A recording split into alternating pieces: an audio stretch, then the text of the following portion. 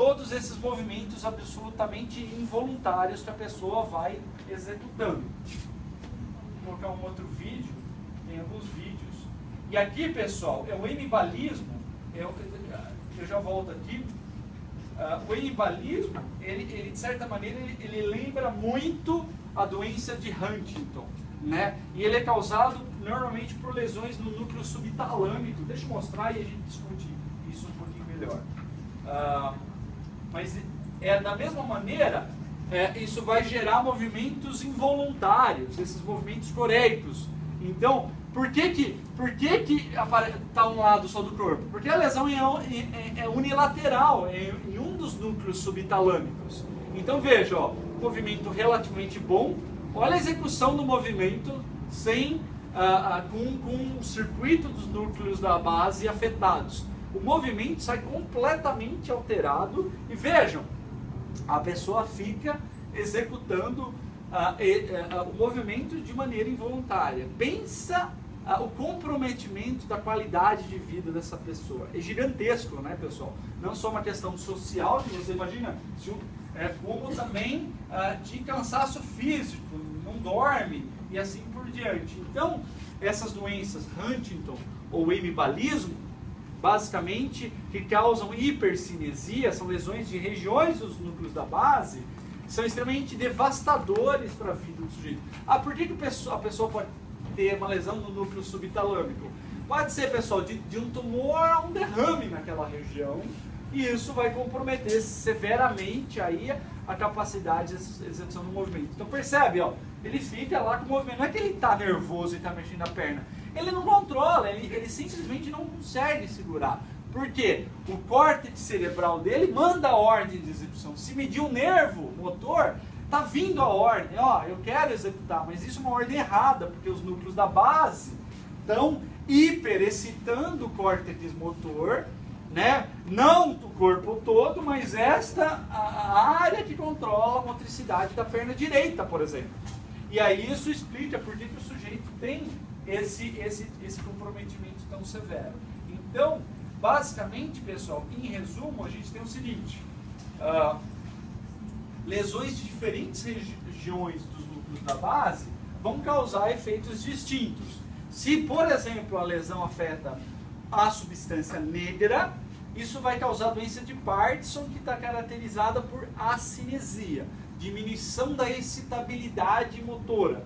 Já lesões no núcleo estriado, no núcleo subtalâmico, causam a doença de Huntington ou hemibalismo, que aí tem um efeito oposto, uma hiperfacilitação do movimento, uma hipercinesia. O movimento fica tão facilitado que a pessoa faz movimentos, inclusive involuntários. Todas essas três doenças vão causar problemas cognitivos também, tá? Então, por exemplo, na doença de Huntington, o sujeito ele começa a ter problemas cognitivos severos até que a pessoa fica num grau de demência. A doença de Parkinson grave também vai causar demência, é uma incapacidade cognitiva, a pessoa fica fora do ar, enfim, ela não consegue mais responder por si só, tá bom? Dúvidas, pessoal? Tá? Então, né, o que a gente precisa saber?